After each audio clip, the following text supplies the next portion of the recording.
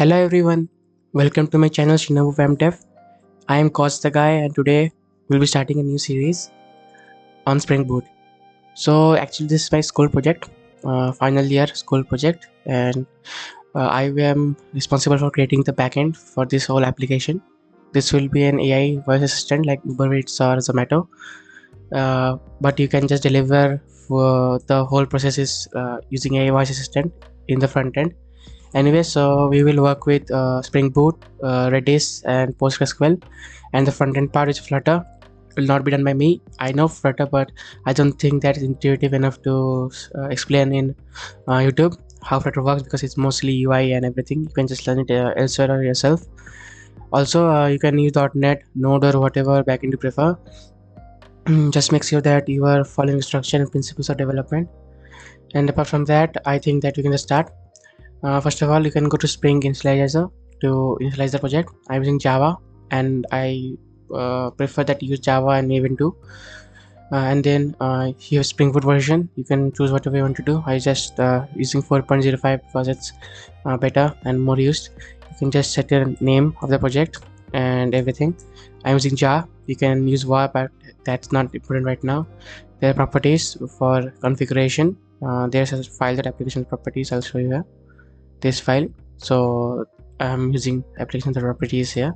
You can use a YML too if you want to. And then I'm using Java 25 and 26, 17, whatever. I prefer use 25 or 26. And then you can add dependencies here. You can search for dependencies like web, Spring Web, use Spring Web here. And you can just add other dependencies. I show what we have added here. Just pom.xml. I'll show what we're using here. First of all, using Spring Starter Data JPA, and then security for Spring Boot security, and then we have session data for Redis. We'll use it later in the project, and then we have validation. It's all automatically part of this security. It will come later when you add it, and then we have MVC. It's for web-based or REST application, everything, and then it's at cloud side. You don't need to worry about this. It will be automatically added, and we can add it later. And then we have all the for Java JWT, that's for authentication. I'll tell you later in the next videos how you can use Java JWT. And then we have DevTools, so that we don't need to restart the server on like Node, so we have PostgreSQL for database. It will just join the Spring Boot application with PostgreSQL without any major configurations. And then we have Lombok that will help us to eliminate getters and setters. If you don't know what getters and setters are, I guess you can just watch some video on basics of programming and object-oriented programming. We just use getters and setters to access private variables or set private variables. And then we have data JPA. That is again for the whole backend thing. We can just search in backend without much code. You will see what I mean in the coming videos. And then you have Spring Boot security test. You can just ignore this. It will automatically add it in your framework, in your warm XML. And later it's all dependencies which are using runtime. You don't need to worry about that. It will all be added automatically when you add the initial these things. And then yeah, that's all I guess. With their personal name, whatever you want it to be named. And then I'll show you the next videos how to connect the database with the project. But yeah, that's all.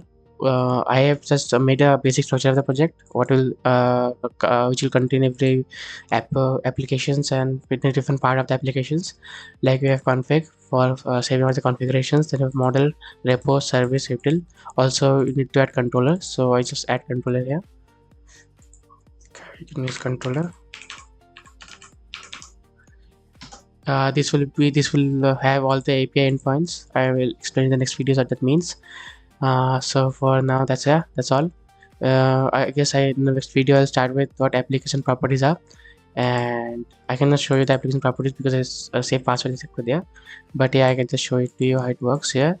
And yeah, that's all I guess. I guess I will run the application once to make sure that it's working.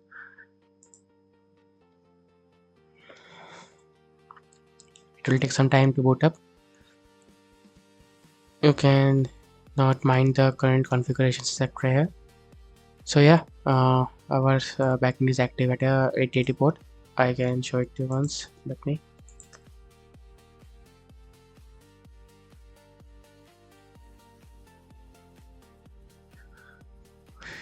Okay, so there's some Redis error. Okay, it's not an issue. We can just disable it later. But wait, let me. So yeah, the issue is fixed. I just disabled Redis for now. I don't want to set up the whole Redis thing in the backend, and everything is not worth it right now. I just commented the whole dependency, and so yeah. Thank you for watching the video. In the next video, I'll set up the whole login thing. We don't want just state full login where you have to log in each time accessing the database. Instead, we'll use JWT token, which I talked about right here. And then using JWT token, we will set up a serverless login system where once you log in, you will give in a JWT token with data in it, and each time you access the server or access your account details, etc., you can just pass the JWT token, and then server will accept the request and give you the data. So yeah, this is all for this video. I hope you liked it.